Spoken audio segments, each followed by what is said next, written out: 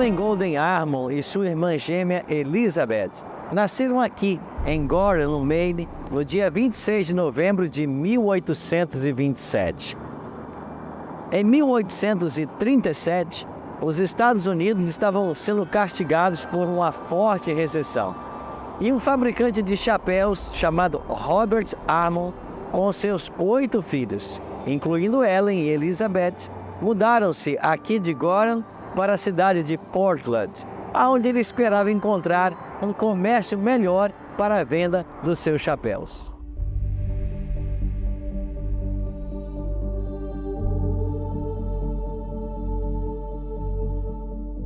As gêmeas Ellen e Elizabeth foram matriculadas aqui, na escola da rua Brackett, em Portland.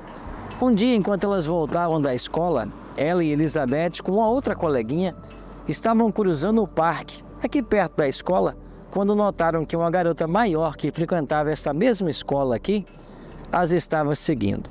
Com uma pedra em suas mãos, ela começou a gritar com Ellen e sua irmã. Robert Armon, pai das meninas, havia ensinado seus filhos a não brigar. Então, elas começaram a correr para casa. E enquanto corriam, Ellen se voltou em um momento para ver quão distante estava a garota. E quando se virou, ela foi golpeada no rosto por uma pedra e caiu ao chão inconsciente. Sangrando pelo nariz, manchou toda a sua roupa de sangue.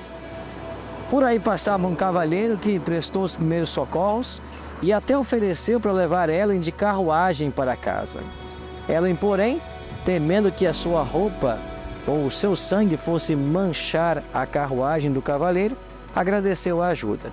E quando se pôs de pé para voltar para casa, caiu desmaiada. Com a ajuda de sua irmã e a colega, ela foi levada para casa e permaneceu 3 semanas em coma. Quando recobrou a consciência, não se lembrava de nada do acidente. E quando se viu no espelho pela primeira vez, ficou surpresa. E posteriormente ela escreveu: cada detalhe de meu rosto parecia mudado. O osso do meu nariz estava quebrado. A ideia de carregar minha desgraça por toda a vida parecia insuportável. Não podia sentir o menor prazer em minha vida. Não desejava viver, mas não me atrevia a morrer, porque não estava preparada.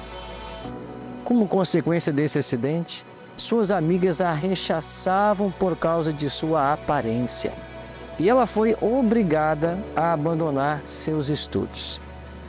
Ela não podia reter o que aprendia, e sua mão estava demasiadamente instável para escrever. Até sua professora aconselhou que ela deixasse a escola até que sua saúde melhorasse. Ellen se sentia inválida e com um profundo senso de pecado e culpabilidade. Nessa condição, ela buscou em Jesus o seu consolo e mais tarde compreendeu que aquele golpe cruel que tornara sua vida tão miserável resultou ser uma bênção disfarçada.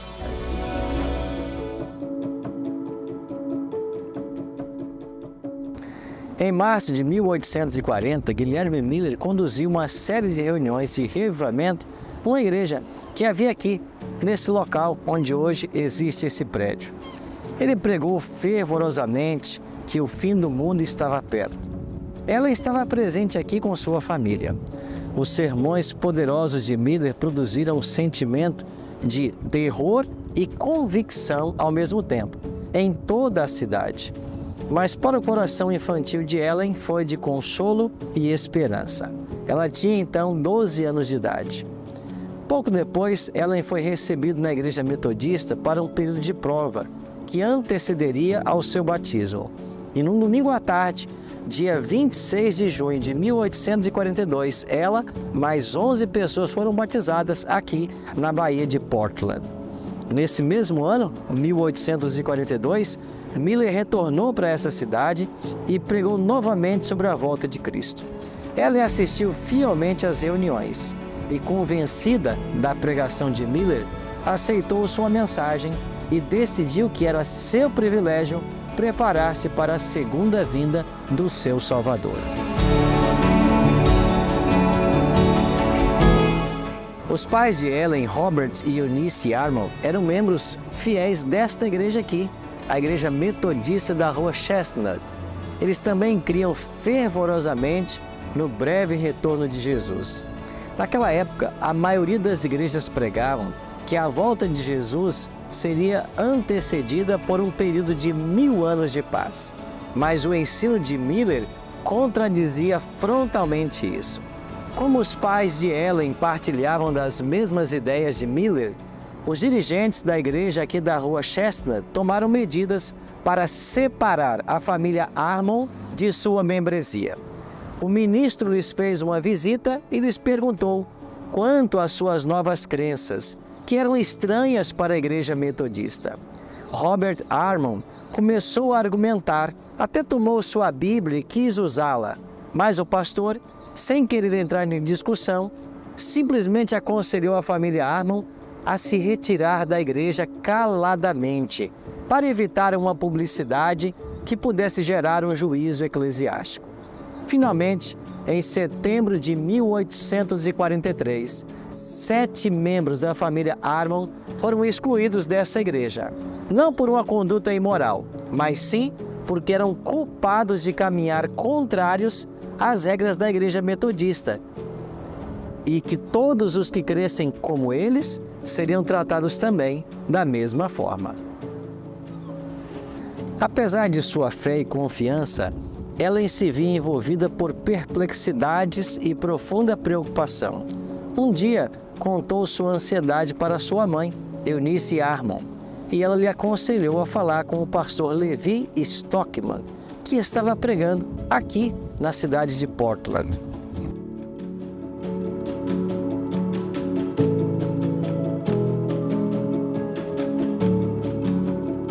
Levi Stockman foi um respeitado ministro metodista de Poland, no Maine. Ele se tornou um pregador millerita e desempenhou um papel importante na conversão de Ellen Armon. Levi se converteu aos 15 anos e aos 22 ele se uniu à Conferência Metodista do Maine. De 1836 até 43, ele serviu como um pregador itinerante e contraiu uma tuberculose pulmonar e se mudou aqui para a cidade de Portland. Quando Ellen Armon se encontrou com o pastor Stockman, a conselho de sua mãe, ela contou sobre um sonho que tivera, onde fora conduzida a Jesus e recebida por ele com um sorriso. Jesus disse para ela: "Não temas." O pastor Stockman colocou sua mão sobre a cabeça de Ellen e disse para ela com todo carinho: "Ellen, você não passa de uma criança, mas sua experiência é muito singular para alguém de tão pouca idade. Jesus está te preparando para alguma obra bem especial." Essas palavras marcaram a juvenil Ellen Armon. E durante seu último ano de vida, Levi Stockman trabalhou com os milleritas aqui de Portland e outras partes do Maine.